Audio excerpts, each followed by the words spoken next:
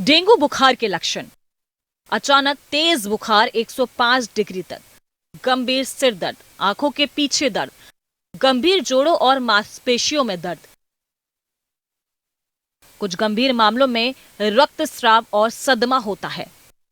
थकान, जी मचलाना, उल्टी आना, दस्त होना। अच्छा, सबसे बड़ी समस्या इस वक्त ये है कि लोग जो नॉर्मल फीवर लोगों को आ रहा है उसको भी लोग डेंगू समझ रहे हैं इस वक्त, और जल्दी से हॉस्पिटल चले जाते हैं इलाज कराने के लिए, जिससे हॉस्पिटल में भी लोगों की संख्या बढ़ रही है। तो जो नॉर्मल फीवर इस टाइम वायरल चल रहा है और डेंगू में किस तरीके का अंतर है, कैसे पता लगा जा सकता है? मरीज घर में ये कैसे पता लगा सकता है कि उसको नॉर्मल अभी वायरल है, डेंगू नहीं है?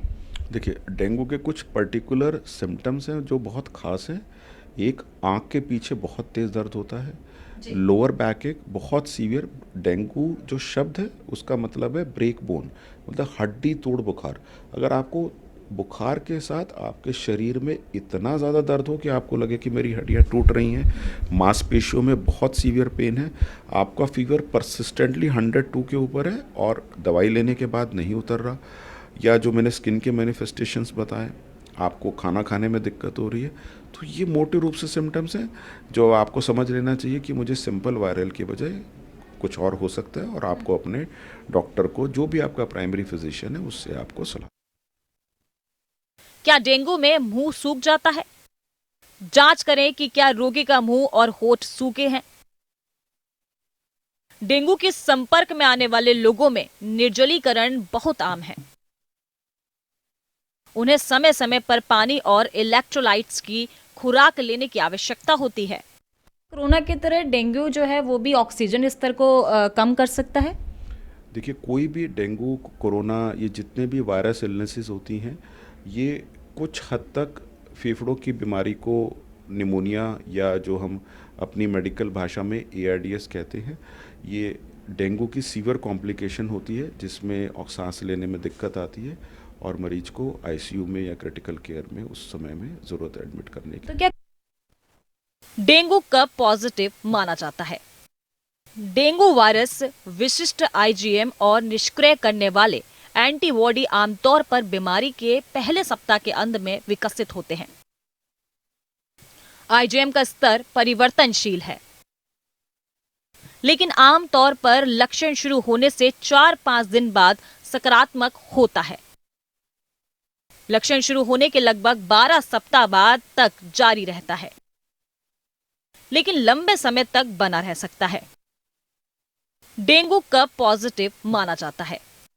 डेंगू वायरस विशिष्ट IgM और निष्क्रिय करने वाले एंटीबॉडी आमतौर पर बीमारी के पहले सप्ताह के अंत में विकसित होते हैं।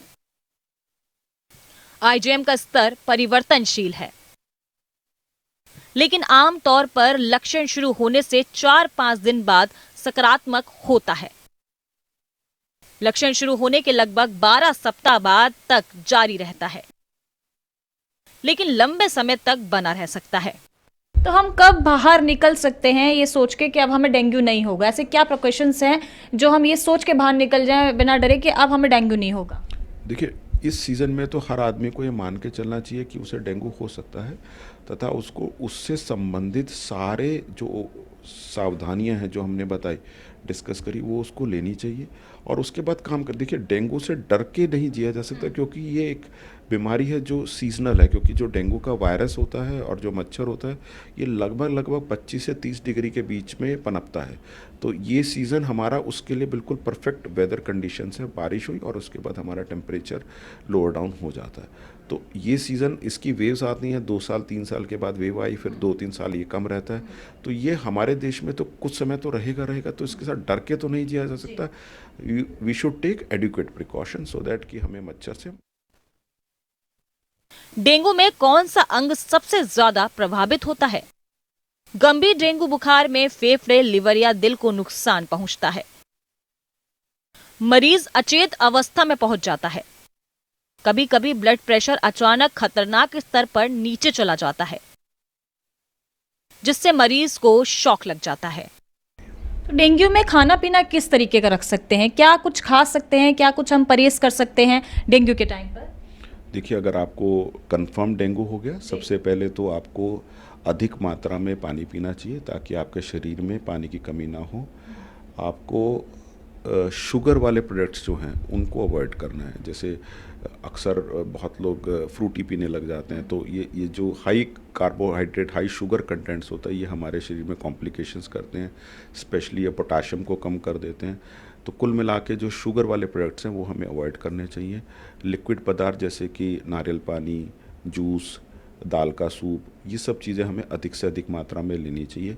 अगर मरीज़ को उल्टी नहीं है, मरीज़ के पेट में दर्द नहीं है, तो नॉर्मल अपना आहार ले सकता है, उसमें कोई समस्या नहीं है। परंतु अगर मान लीजिए उसके पेट में दर्द है या दाहिनी तरफ ऊपरी हिस्से में उसको दर्द हो रहा है या उल्टियाँ हो रही है, तो उसके हिसाब से फिर उसे हम लिक्विड और सेमी सॉलिड डाइट एडवाइस करते हैं।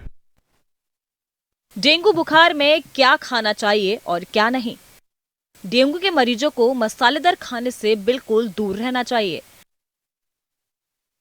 यह पेट में एसिड जमा कर सकता है, अल्सर की दिक्कत बढ़ा सकता है। इसकी वजह से ठीक होने में लंबा समय लग जाता है। डेंगू में कॉफी या कैफीन से जुड़ी चीजों का भी सेवन नहीं करना चाहिए। डेंगू बुखार में देखिए, प्लेटलेट्स एक शरीर के रहने वाली सेल्स हैं। जैसे हमें कोई भी साधारण सा कट लग जाता है, उसके बाद कुछ समय में हमारा ब्लड क्लॉट कर जाता है, ये प्लेटलेट्स नामक सेल से होता है। अब जायज़ बात है, जब ये प्लेटलेट्स कम होंगे तो शरीर में स्पॉन्टेनियस ब्लीडिंग की संभावना बढ़ जाती है। प्लेटलेट्स कम होना सिर्फ डेंगू का लक्षण नहीं है, मलेरिया में भी, टाइफाइड में भी, और ऐसे पता नहीं कितनी बीमारियों में प्लेटलेट्स कम हो सकते हैं। तथा सिर्फ नॉर्मल डेंगू में प्लेटलेट्स नॉर्मल भी रह सकते हैं। तो प्लेटलेट कम होना या नॉर्मल होने से हम डेंगू को डायग्नोस नहीं कर सकते, क्योंकि प्लेटलेट कम होने के कई कारण हैं और प्लेटलेट नॉर्मल होने से भी डेंगू हो सकता है।